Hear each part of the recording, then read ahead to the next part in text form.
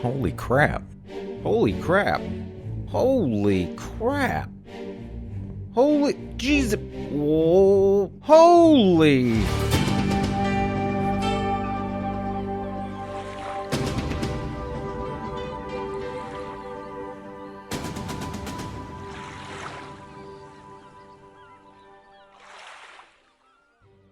Return of the Obra Dinn came out on PC in October of 2018 by Lucas Pope, developer of Cart Life and Papers, Please.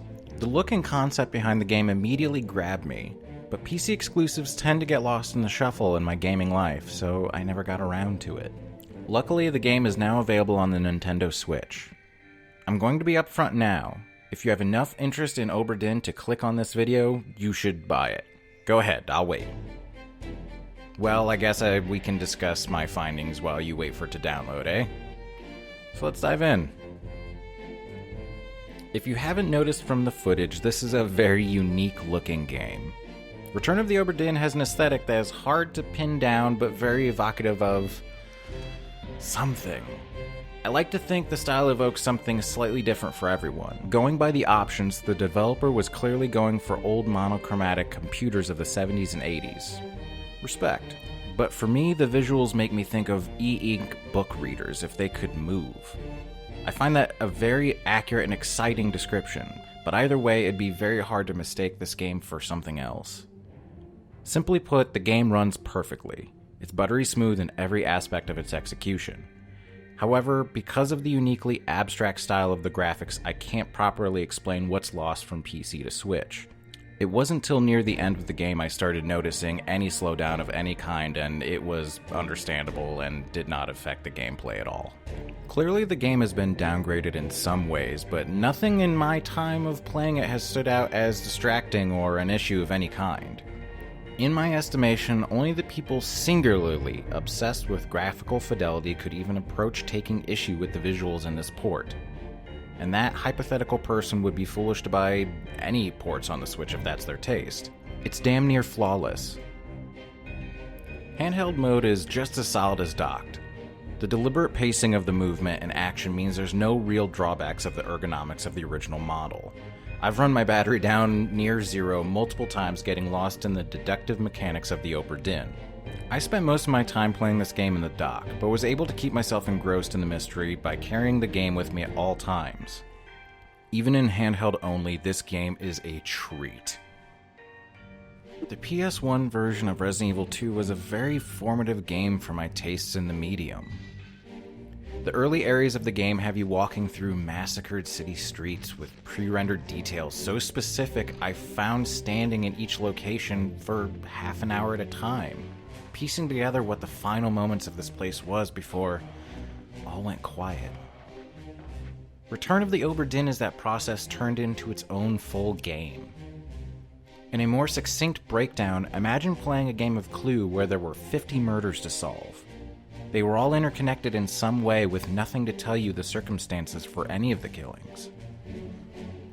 As you might guess, this game requires a lot of deductive reasoning and logic, and can get quite exhausting over long play sessions. But honestly, this is the most satisfying game I've played all year. The amount of mental contorting I've utilized to figure out people's names and relations to others is almost impossible to explain or walk through. But every time I've been able to confidently cross someone out of the crew manifesto with an answer as to their identity and fate has been euphorically fulfilling.